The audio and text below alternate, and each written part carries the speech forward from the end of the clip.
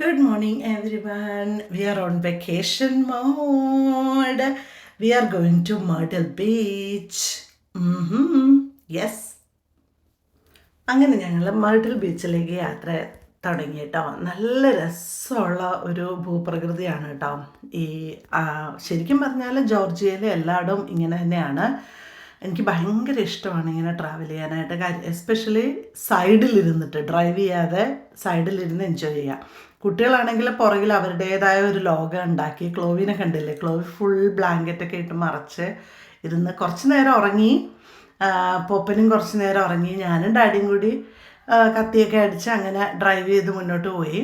ഞാൻ പക്ഷേ എന്താ പറയുക, ഏട്ടൻ പറഞ്ഞു ഞാൻ കുറച്ച് നേരം ഉറങ്ങിയെന്ന് കേട്ടോ.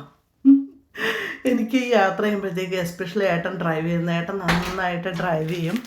അപ്പം ആ ഡ്രൈവ് ചെയ്യുന്ന സമയത്ത് ഞാൻ ഇരുന്ന് പതുക്കെ ഒന്ന് മയങ്ങും കേട്ടോ. അത് സ്ഥിരമായിട്ടുള്ളതാണ്.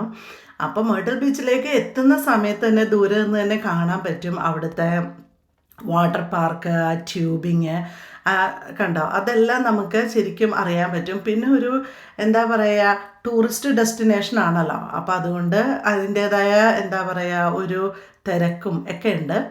അപ്പോൾ ഞങ്ങളിവിടെ ബ്രോഡ്വേയിലെത്തി. ബ്രോഡ്വേയിലാണ് ശരിക്കും എന്താ പറയുക ജയൻറ്റ് വീല് കണ്ടില്ലേ, ജയൻറ്റ് വീലുണ്ട്. പിന്നെ ഒരു അപ്സൈഡ് ഡൗൺ ബിൽഡിങ്, അതാണ് ഏറ്റവും കുട്ടികൾക്ക് സർപ്രൈസ് ആയത് കേട്ടോ. അവർ ചോദിക്കുമായിരുന്നു, ക്ലോവി ചോദിക്കുക, mummy did they build it like this, അതോ നേരെ ഉണ്ടാക്കിയിട്ട് മറിച്ച് വെച്ചോ, അങ്ങനെയൊക്കെ എന്താ പറയുക. ശരിക്കും അവർ നന്നായി ശരിക്കും അതിങ്ങനെ അതിനെപ്പറ്റി ഇങ്ങനെ ആലോചിച്ചിരിക്കുമായിരുന്നു.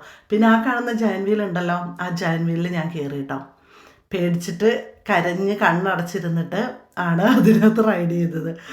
അപ്പോൾ അതുപോലെ തന്നെ ഇതുപോലെ പിയറിൽ വരുമ്പോഴത്തേക്കും ഞങ്ങൾ ശ്രദ്ധിച്ച കാര്യം വെച്ചാൽ അവിടെ ഈ പറഞ്ഞ പോലെ ഒരുപാട് മീനിന് നമുക്ക് ഫീഡ് ചെയ്യാം. കണ്ടില്ല എന്തോരം മീനാണെന്നറിയാമോ? ഓ മൈ ഗാഡ്, ശരിക്കും എനിക്ക് ഇത്രയും മീനിനെ കണ്ടപ്പോൾ ആകെപ്പാടെ ഞെട്ടിപ്പോയി. ശരിക്കും നമുക്ക് അവിടെ ഫിഷ് ഫുഡ് ഉണ്ട്, അത് വാങ്ങിയിട്ട് മീനിനെ ഫീഡ് ചെയ്യാം. പിന്നെ അവിടുന്ന് ഞങ്ങൾ അടുത്തൊരു പിസരിയയിൽ പോയിട്ട് പിസ്സ കഴിച്ചു. പിസ്സയെക്കാളും രസം ആ ഒണിയൻ റിങ്സ് ആയിരുന്നു കേട്ടോ. അടിപൊളി ഒനിയൻ റിങ്സ് ആയിരുന്നു.